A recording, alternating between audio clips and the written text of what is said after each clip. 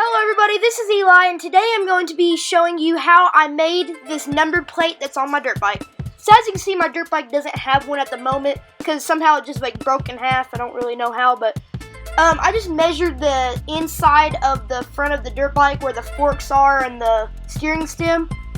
I think it was 8 inches tall by 7.5 inches wide. So then I just took this piece of oak plywood that was 7.5 inches wide and then just cut a piece that was 8 inches long. So now you can see I just have this piece. Then this isn't necessary, but I just rounded off the edges on the front face of the number plate. And the reason why I really didn't need to do this is because I actually sanded the front and made it more of a rounded edge.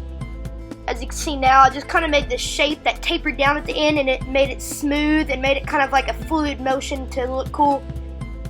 So that routing step you don't really have to do. So now you can see that's the shape that I made. So then I just needed to drill a hole so that the plate could be mounted to the dirt bike with its little mounting bracket. So I just measured up how high the mounting bracket is from the bottom of the forks on the dirt bike, and then just marked it onto the wooden plate so that I could drill a hole all the way through it.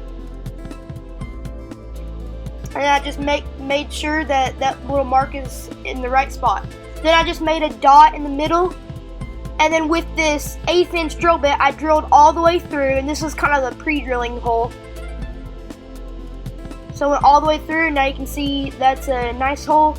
And then I just needed to countersink about halfway through the board so that the head of the screw that was gonna hold the plate onto the dirt bike could sit into the plate. So I just took this 1/2 inch Forstner bit and drilled about halfway through.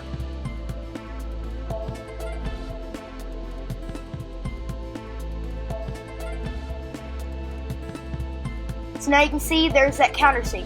Then I took this 1/4 inch drill bit that fit the size of the threads on the bolt, and I just drilled one more time all the way through the plate so that the threads would go through the plate, because that one hole was too tiny. So now you can see there's a big hole and that's countersinked down. So then I just did some hand sanding to get it ready for me to wood burn the letters in and to put a coat of lacquer. So this is my system to heat up this big pipe because it took a really long time. But once it was heated up, I just took my pliers and I just set it down so that it would make a nice big circle right in the center of the plate.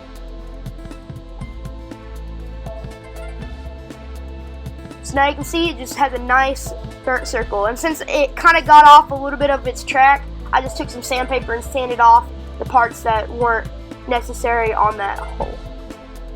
So then I just took a pencil and just kind of drew out what I wanted to say. So since my dirt bike is an XR 100, I just drew out XR and then 100 on the other side of the plate. And also on the bottom I put Honda, but I did that later. So then I just started wood burning, and with the snap of a finger, the whole plate is done. So now you can see it says XR 100 and Honda on the bottom and my signature E in the middle of the plate. So then I just finished it with a coat of gloss lacquer. And I put about 3 coats, but I didn't show that. So now you can see the plate is nice and glossy, and I did put the date on the back so I knew whenever I made this, so I could look back in the past and see how long ago I made it. So then I just bolted right in with an 8mm socket. Now you can see the plate is finished. So thank you guys for watching. I really hope you liked this video. It was a super fun project to make. It just took me probably about an hour to make. If you guys want to try to make this, I would definitely recommend it. It's a really good beginner project and it looks super cool.